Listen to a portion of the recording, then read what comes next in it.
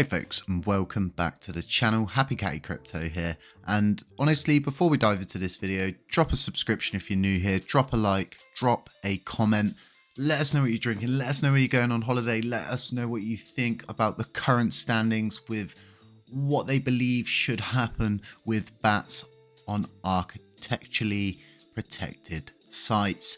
So I'm finally doing it, finally branching out. I'm finally saying to myself, do you know what, Jay? It's okay to speak about other things that are interesting to me.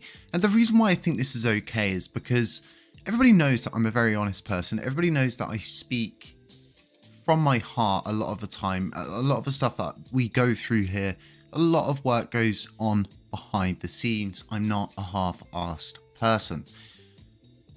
XRP has so much potential. It had so much potential before this court case came into existence, and there's so many conspiracy theories, there's so many kind of theories themselves, there's so many people that cover XRP. It's such a huge sector itself, and like I said, it was doing great before this whole SEC situation, and no one really knew how it was going to play out. It was always kind of this situation where you were on the edge of your seat all of the time, and it was like, it's ending soon, it's ending soon. Yeah, what's happening with XRP? Don't worry, it's ending soon, guys. And it's finally come to a close, and the end result is, it's not security. And I think the even better things with the way that the laws work and the technicalities behind everything, it could simply just be waiting years to even appeal this case and try to slow this system as much as they can. Now, if you're not part of the Luna Classic community and you are new here, we're struggling with a situation very similar to this, and there's always going to be some kind of entity, some kind of group that do not want you to succeed as a blockchain, as a cryptocurrency. And I think the reason why XRP suffered so badly and was the prime target is because it was supposed to replace Swift. If you don't know what Swift is just cross-border payments. So as a financial messaging system that runs on a network of thousands of banks across the world, the Swift system allows banks to exchange information about financial transactions in a standardized way. Yet Swift is just a financial information communication tool that tells one bank debit account and credit another. It doesn't actually move any money. It's a middleman. It's a CEX, right? Ripple, for all intents and purposes, XRP was supposed to replace that system, and it's not changed since the 1970s. So for all intents and purposes, we're still utilizing a system created in the 1970s in our financial sector, which is, now in 2023, we are talking a huge amount of years. And if you look from, 1990 to where we are now, the technical leap we have made as a human race is huge. It's huge. Things change. And one thing we know is change is bad. The reason why change is bad is because it takes paychecks normally from one hand and puts them into another. Well, XRP puts the payments into nobody's hands. The coin itself prospers from the use case, right? So what was happening was smart money was getting involved. They were deploying, and this is what drove XRP to the level that it reached before. So if we come out, we look all the way back and we look at its life, we can see it reached a very, very decent level. And when the news came about, it hit so hard and it hit home. But one thing has remained true, and that is the XRP community. And it's beautiful to see that there's another community out there very similar to ours, suffering the more or less the same kind of dirty tactics that are used in the financial sector, and pushing forward and just saying, do you know what? No, there must be change. We must spearhead this and we must band together. And that's what you've seen. And, I've been so reluctant to speak about XRP on the channel just because of the court case and stuff. And I know a lot of different content creators would have got so involved in it that they were interweaved into it at that point. And for them, it could have swung either way. What we do know is many people who are very high up and have a high standing in the communities for their technical analysis, their TAs, whatever you want to call them, have all said many times before that XRP really could trigger the next bull run. Well, all jokes aside, I think the last time I checked, I can check again now. We can check the halving countdown. We really are coming into this time where the magic happens.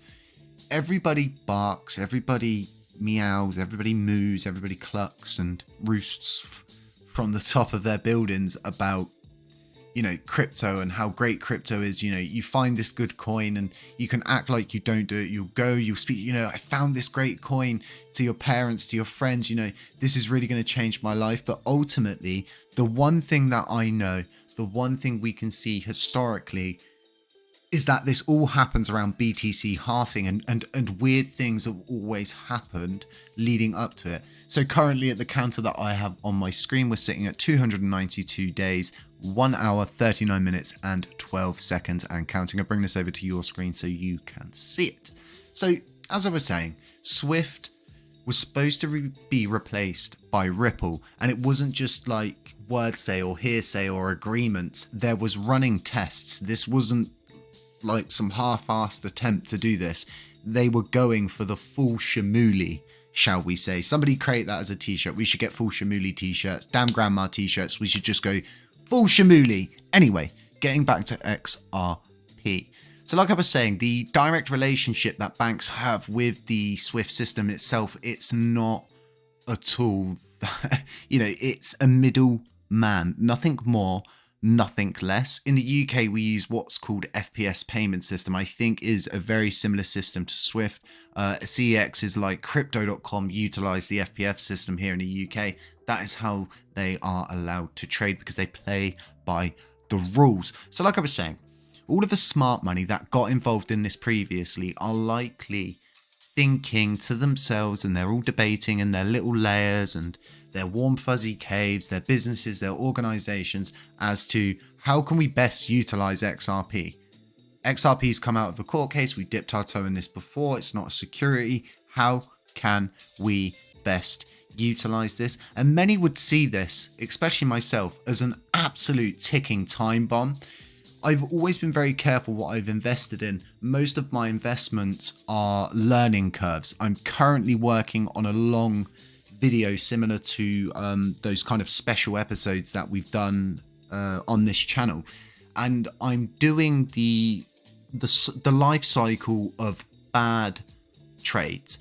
I made a trade with Pepe when it was really high, and I decided to myself I would hold that until it gets crushed and then until it goes back up again. And I'm trying to show people that, hey, yes, maybe you made a bad choice, but that bad choice can turn into a good choice if you just sit on it and kind of play the smart move. And like I was saying, I'm looking at things at the moment. I'm really thinking to myself, do you know what? XRP looks very interesting. LUNC, very interesting. USTC, very interesting. And even Shiba Inu is looking deadly interesting at the moment. And they're working on so much stuff that eventually it's all just going to catch up with it. And it's like XRP. They've been waiting so long, running for so long on the spot, that eventually it's just going to take off. And I believe this is the same for a few different sectors that are going to lead the way into this next bull run. I'm looking at XRP, I'm looking at SHIB, I'm looking at Lunar Classic, I'm looking at USTC, a repeg coming for the only algorithmic stablecoin.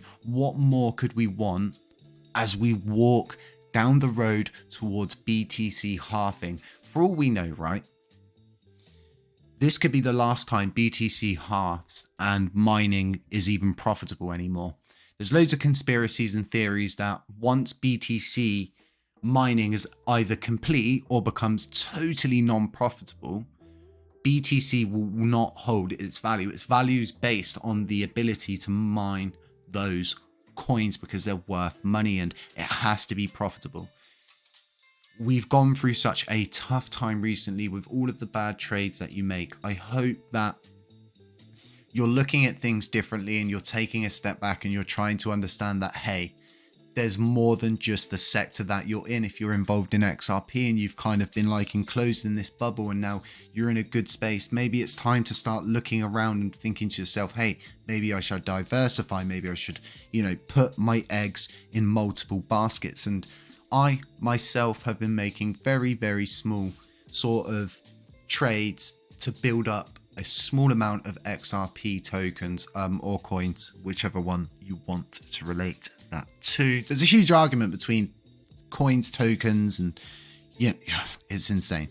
Anyway, I think this is a good video for the simple fact that there's never been a situation like this ever where the little guys have won. It was, if you was to look for an example of David and Goliath, you would find it in the XRP court case. This is a real huge win for us, and this sets the bar, so to speak, for when anyone else has to go toe to toe with the SEC that, hey, we can look to the Ripple case, we can look to what they did, we can better understand this sector that is going to try and embed and impress themselves on us. Something to take note of at the moment is Sam, SBF for short, Sam Bankman-Friedman. What is going on with FTX, the relaunch, and how that is going to be now a government-controlled asset, company, whatever you want to relate that to. It's all this kind of slowing the system down, preventing growth, Operation Choke Point, those kind of things. Really taking a broader look around us as to what's going on. This affects all of us, even if you don't want to get involved. If XRP starts rocketing off like it did before because all of the financial sector suddenly decide, hey, we want to start using this instead of Swift, you don't get to pick and choose what rockets or when it rockets. But what we've seen recently is as this is starting to move up on good sentiment, BTC's sort of like move down, move upwards, move down, move upwards. I'm on a real zoomed out view there. If we go in and we look, BTC's not looking too good. It's not looking as healthy as some of these other coins. If we look at coins like Pepe, go into the trading view and look how it's going recently, it's just sort of the same thing across board. But we've got these very small, interesting sectors. XRP is very up there on the list, but at the same time, look at the amount of BTC holders, look at the amount of holders across board for other things. There's so much potential in the crypto market currently that I'm just getting to a point where I just can't control my excitement anymore. And I need to talk about these things. I need to sort of alleviate my mind of this excitement. It's absolutely insane. Folks, I hope you got some really good information from this. I'm looking forward to producing more XRP content. This may not be for you. I totally get it. You don't need to watch these videos. If you're from the LUNC community and you're a little bit upset because you've seen this video, don't worry. Okay? I've got so much fuel in the tank. It's going to be absolutely fine. We've got so much going on. And hey, if you're over at the XRP community and you're turning your nose up at the LUNC community, come give us a try, dip your toe, have a look, see the APY, see the projects that are being created, see that we are different to other people that are in this sector. We're not here to pillage, plunder, and advertise the life to our community. We're here to better the crypto journey that we are all on. Folks, none of this is financial advice. It's all for educational purposes only. Don't forget to subscribe, like, comment on the way out. Stay safe, stay humble, stay aware, beware of scammers, beware of doppelgangers, beware of anyone who pretends to be me, and I'll catch you in the next one. Ciao!